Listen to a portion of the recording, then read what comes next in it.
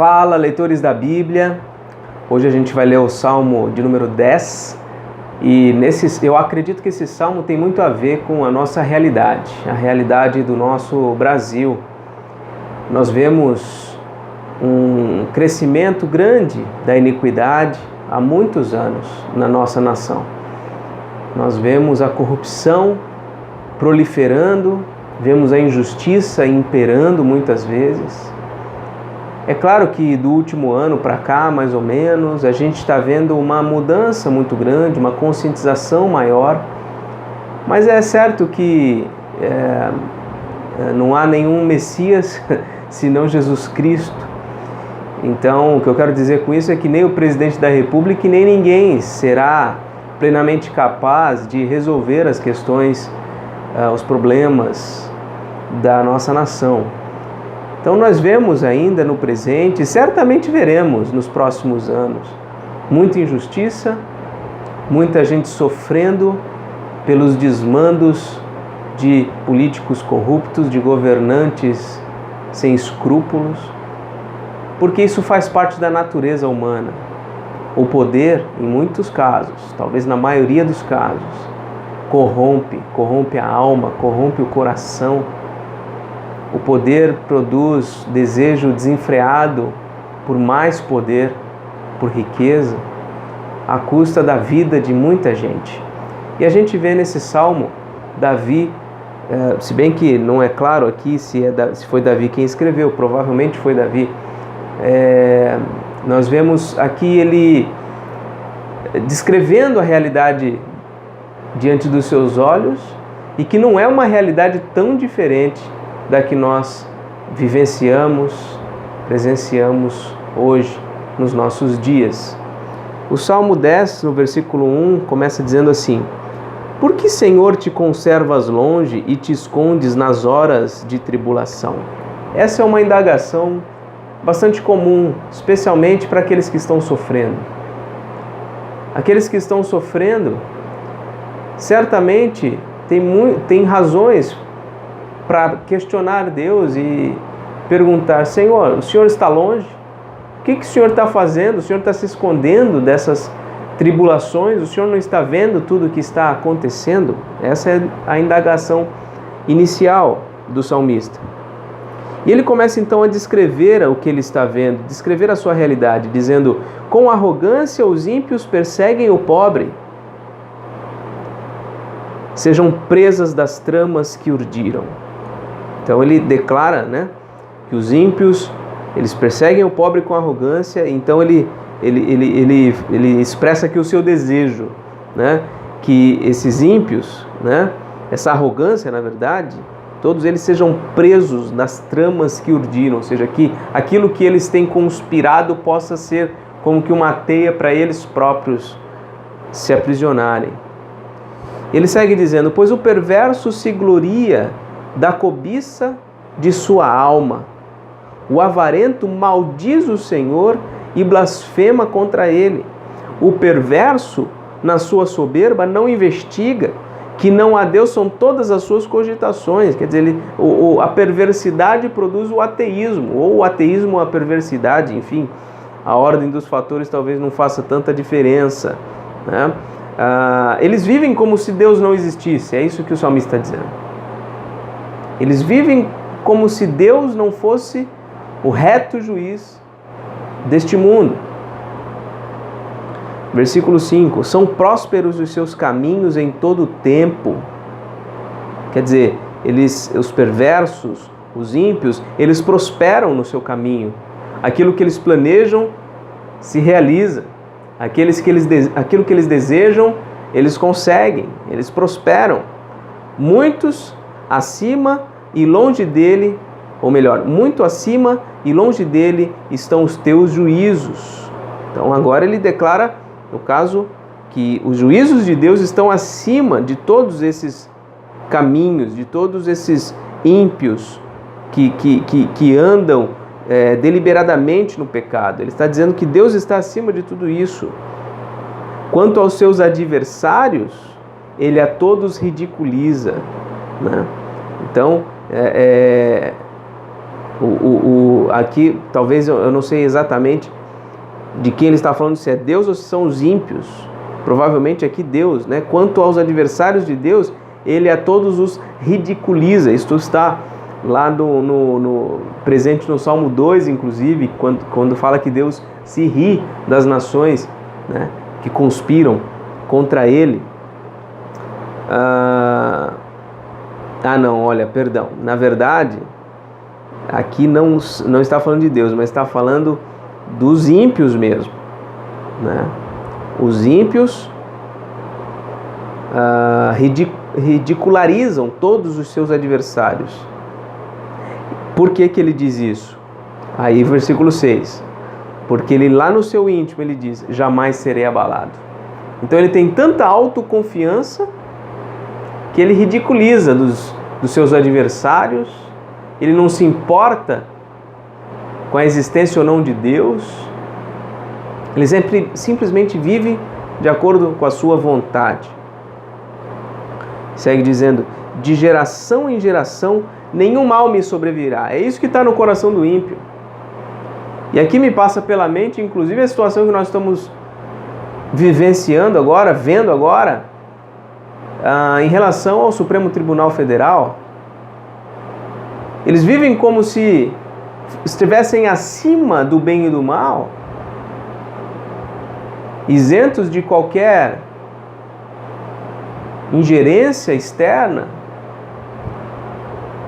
Talvez haja no coração deles essa mesma autoconfiança. Jamais serei abalado, nenhum mal me sobrevirá.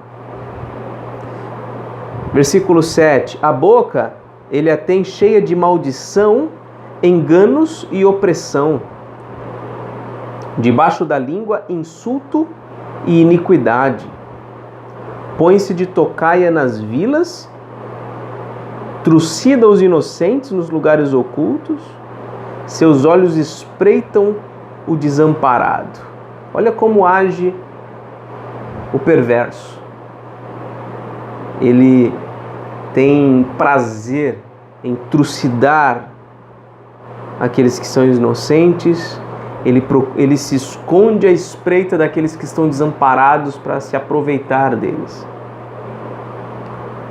Ele está de emboscada como o leão na sua caverna, está de emboscada para enlaçar o pobre, apanha-o e na sua rede o enleia. Esse é o perverso. Ele se aproveita, às vezes, da ignorância, da simplicidade, da falta de perspicácia do pobre, muitas vezes, para se aproveitar dele, para tirar o pouco que tem. Versículo 10. Abaixa-se e rasteja, em seu poder lhe caem os necessitados. Os necessitados são subjugados pelo poder dos ímpios. E diz ele no seu íntimo, ele, o ímpio, né? Deus se esqueceu, virou o rosto e não verá isso nunca. Ele realmente acha que Deus não está observando nada do que ele está fazendo. E agora no versículo 12 o salmista clama ao Senhor. Levanta-te, Senhor. Ó Deus, ergue a mão. Não te esqueças dos pobres. Por que razão despreza o ímpio a Deus, dizendo no seu íntimo que Deus não se importa? Por quê? Por que os ímpios desprezam ao Senhor? Tu, porém, o tens visto, porque atentas aos trabalhos e à dor, para que os possas tomar em tuas mãos. Tu, porém, é uma referência a Deus. O Senhor está vendo os pobres, os necessitados, os desamparados, os aflitos, os que estão subordinados ao poder dos ímpios. Tu tens visto, porque o Senhor está atento aos trabalhos e à dor. O Senhor está vendo o esforço e o sofrimento dessas pessoas, para que possas tomar em tuas mãos, ou seja, para que possa acolher, restaurar e aliviar o esforço, o trabalho, o sofrimento desses que estão sendo oprimidos. A ti se entrega o desamparado. Tu tens sido o defensor do órfão. Ou seja, mesmo em toda essa situação, Deus está atento e está acolhendo em seus braços, em suas mãos, aqueles que estão passando por dificuldades. Versículo 15. Quebranta o braço do perverso e do malvado. Esquadrinha-lhes a maldade, até nada mais achares. Quer dizer, Deus conhece o perverso e Ele quebranta o braço dele. Ou seja, Deus é poderoso e Ele subjuga os perversos com a sua mão. O Senhor é Rei eterno, da sua terra somem-se as nações. Tens ouvido, Senhor, o desejo dos humildes. Tu lhes fortalecerás o coração e lhes acudirás, para fazeres justiça ao órfão e ao oprimido, a fim de que o homem que é da terra já não infunda terror. Então, o Senhor está atento, está com os ouvidos atentos, está com os olhos atentos, e com o seu poder, com a sua autoridade, Ele ajuda os humildes, Ele acolhe, ampara, Ele alivia a dor e o sofrimento dos humildes, dos órfãos, dos pobres, daqueles que humildemente se aproximam dele.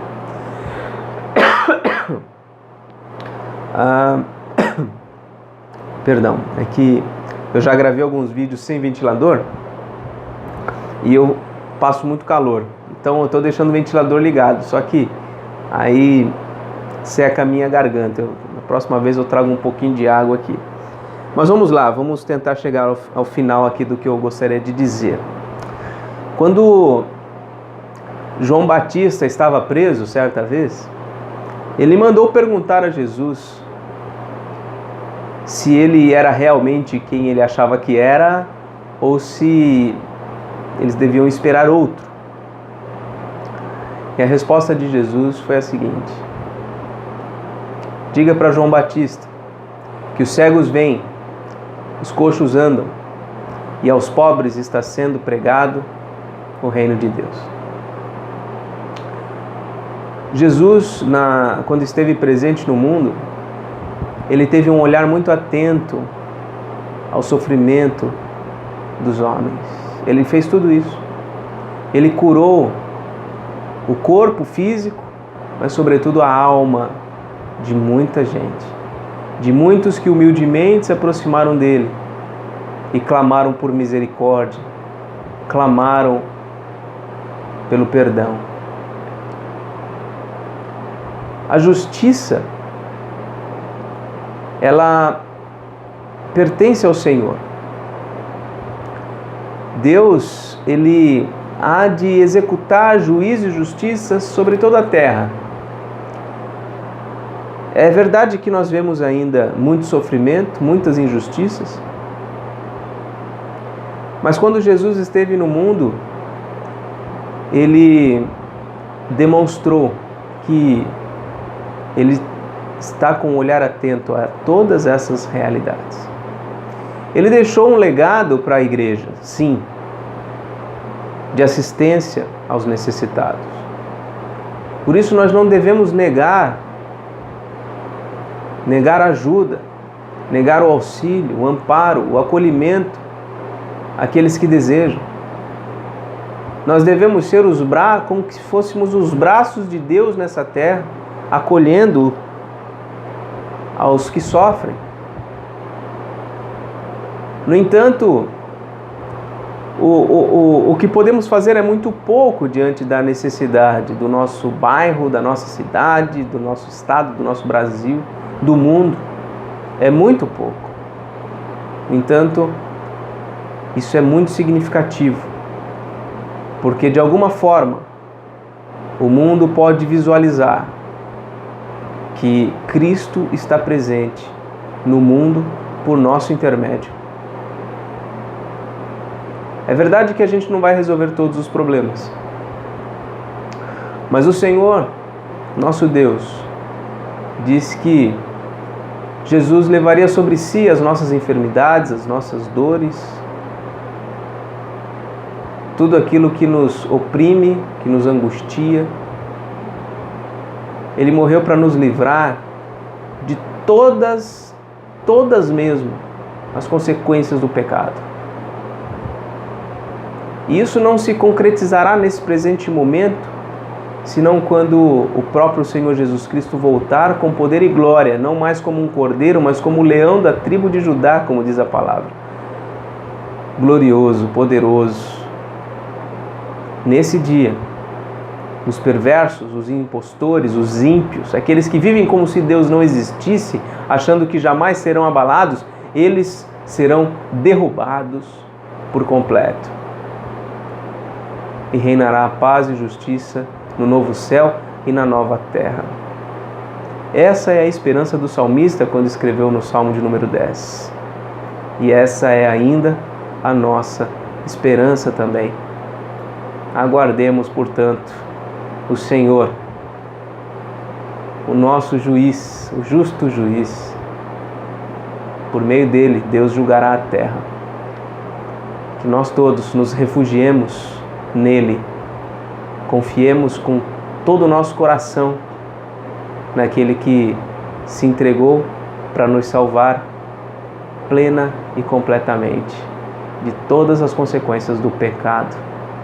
Que Deus nos abençoe e nos ajude a, nesse presente momento, refletir a presença de Cristo em nossas vidas, no auxílio, no amparo daqueles que estão em sofrimento. Até amanhã, se Deus quiser.